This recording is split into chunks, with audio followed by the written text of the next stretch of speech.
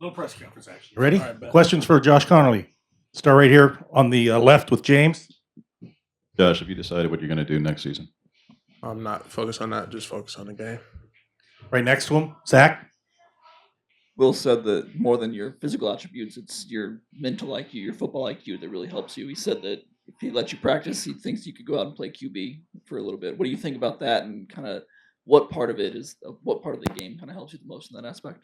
I'm gonna say I've strived for the last 2 years to learn our system inside out.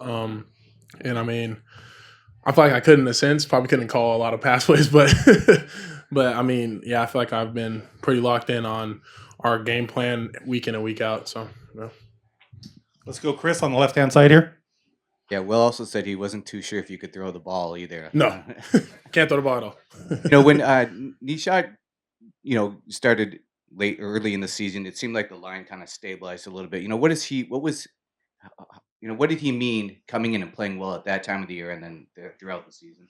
Yeah, I mean, I feel like we got really cohesive after week 3 and going into Big Ten play, and we've hit our stride right at the right time. And I mean, we kind of just kept it going through the rest of this year. So Back middle, Matt. You've faced probably multiple future draft picks on the edges this year, whether it's this game or Penn State or Michigan. Just how has that prepared you for the Rose Bowl, and how well do you feel like you've kind of held up against elite talent? I mean, I go against it every day in practice. Jordan Burch, Mateo Uyangale, like those are going to be day 1, day 2 guys. Mateo's probably going to be a top 10 pick next year. Tatum Tuyoti, Blake Purchase, Jaden Moore, even though he's not with us anymore. Like day in, day out, I go against elite talent on a daily basis. So, I mean, practice has what's prepared me for all these big games and what we're going into this upcoming week. Back left, Brett. You talked about the cohesiveness, and that kind of was the big difference after week 3. But what was it exactly that kind of clicked for you guys? Was it the reps at practice? Was it the in-game experience? What really changed that allowed you guys to be the unit that you are right now? Yeah, I think a little bit everything that you just said. Getting game reps together, and then really just the amount of communication that we have during practice. All of our practice reps is what's led to our success this year. So, On the left middle, Olivia. Coach Sines said he would put you up against anybody in the country. Do you have that same level of confidence in yourself? And if so, how does that confidence help you against Ohio State? I would put myself against anybody in the country. I put our whole team against anybody in the country. I feel like we could play against or with anybody. So, I mean, I feel like that's a pretty good question. That's helped me, like, it helps me over prepare sometimes. Just going in and making sure I'm always ready and that everybody's on the same page. Front left, James. What do you remember the first matchups with 44 and 33, and what stands out about them in the 6-7 games they've played since? That they've just continuously been themselves, and that they've continued to dominate the rest of the Big Ten. And that I'm gonna say they've obviously gotten better, just like how we have. So I feel like we've all been making like big steps, and it leads us to this stage. So Second row, middle, Aaron. Your team has talked the whole season about blocking out the noise, and it feels like the noise is at the loudest at this point in the season. With such the long break, has it been harder to block out that noise, and how do you personally go about blocking out the noise? I mean, it's there. I don't have I have Instagram, but I don't use it very often. And I don't have Twitter through the season. But I mean, I I feel like it's there, 100%. It's there, and everyone talks about it. But it's really about how you go about it yourself. I feel like for me personally, I just try to focus on like what I have right in front of me, what to do, and not really staring a bunch of different ways, just going straight. Back middle, Matt. As a West Coast guy, just how special is it to be playing in this Rose Bowl and the platform it presents for a team and for individually? If you play well, it's going to get noticed. Right. I feel like this is stuff you dream of. This is why you come to Oregon. This exact game.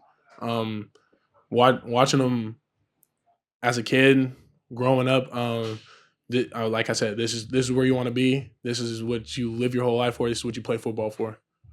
Back left, Brett. I kind of want to touch on that more because of the confidence that you have, that you would want to take on anyone in the country to face off against a team like Ohio State multiple times, one of the best teams in the country. How much do you thrive for, live for moments like this, just as a player that loves the game and the sport of football? I mean, I've been playing this game since I was 4 years old. My my 16 years, 17 years playing this game has prepared me for this moment.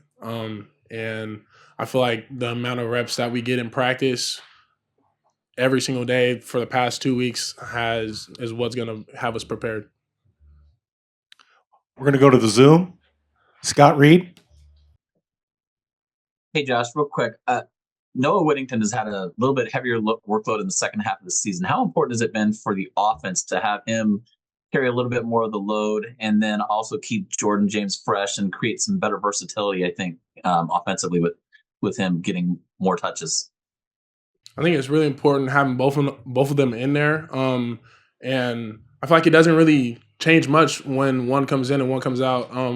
We're going to try and block the same and hit on all the same details within our plays and get the job done. Dan Hope.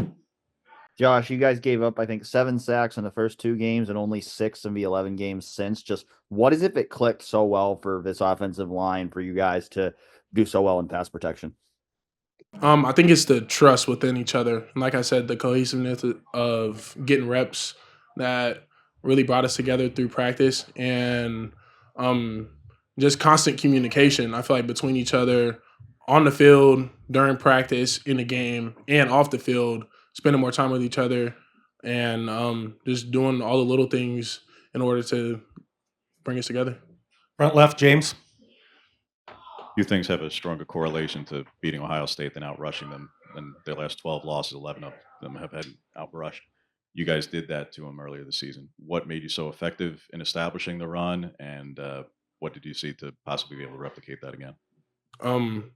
All we need is 11 guys doing the same exact thing and being on the right page, and we'll be able to do that against whoever.